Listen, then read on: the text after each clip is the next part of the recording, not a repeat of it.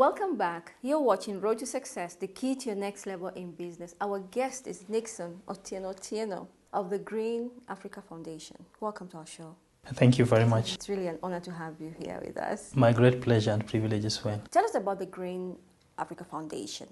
Green Africa Foundation is an NGO that was founded in the year 2000. It's based in Nairobi. It has a vision towards transforming Africa to be a green continent, and green in three senses. The first sense, we are looking at ethics, so that people have consciousness and moral values to treat others kindly, with respect, and also treat the earth with that respect. And the second green, we are looking at sustainable livelihoods, that how do we transform our continent from scarcity or poverty to prosperity by harnessing the resources that we have.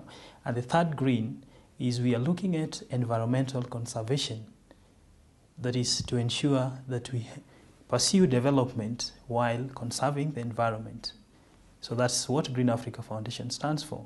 Its programs are really targeted at reaching out to communities, and the service avenues that we use are religious institutions, we work with learning institutions, and we work with faith-based organizations, and we actually also work with communities. And communities at large, you look at individuals, you look at the private sector, and now you also look at the government actors. Mr. Otieno, having pioneered the Green Africa Foundation with the concept of green building, what is the perception of Kenyans as far as the concept is concerned?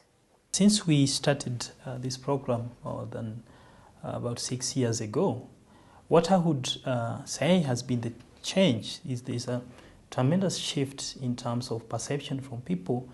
The sense that if you say a green building, you're talking about a building that is painted green, but to mean that is a building that is actually more environmentally friendly. But also, I think the shift that is happening in the industry and in our country since that time is a general awareness among people and the desire to be able to build actually green buildings.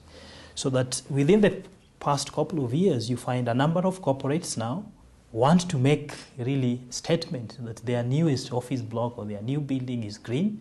Also institutions, apart from corporates, like we had the United Nations, that is headquartered in Nairobi, UNEP, they're building green. Now you have learning institutions also, like the Strathmore, they're building their business school and attempting to get it be the most green building, followed by Catholic University that also did a green building.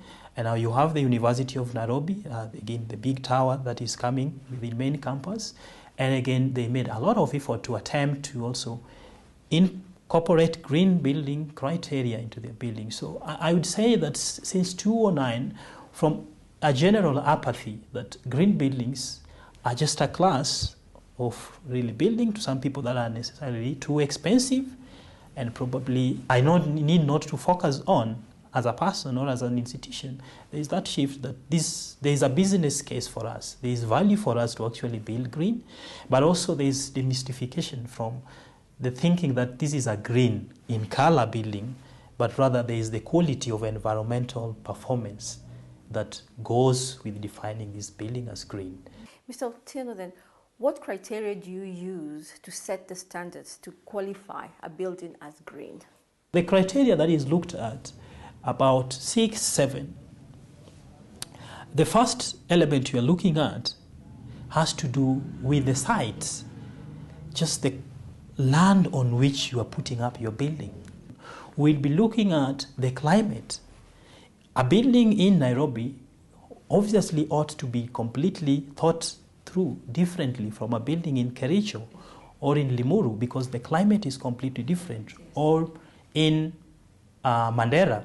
But quite often you find that we get the same plan and we think through it the same.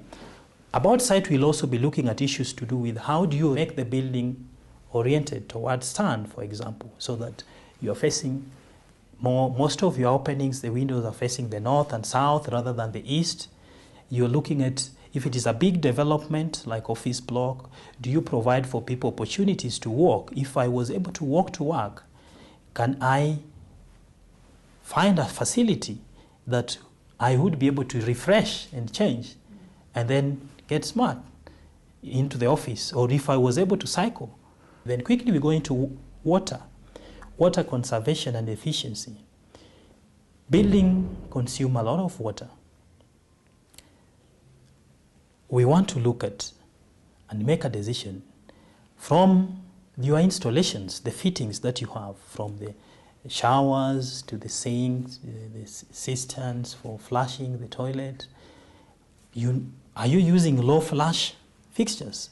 And that will go so much to also conserve and reduce the strain, not only to you, but also to the city that is not even able to supply the demand, 100% the demand of water. Mr. Otieno? Green is good.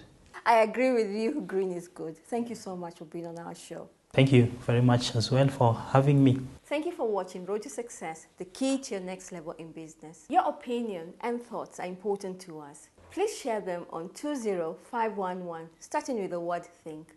Have a blessed week.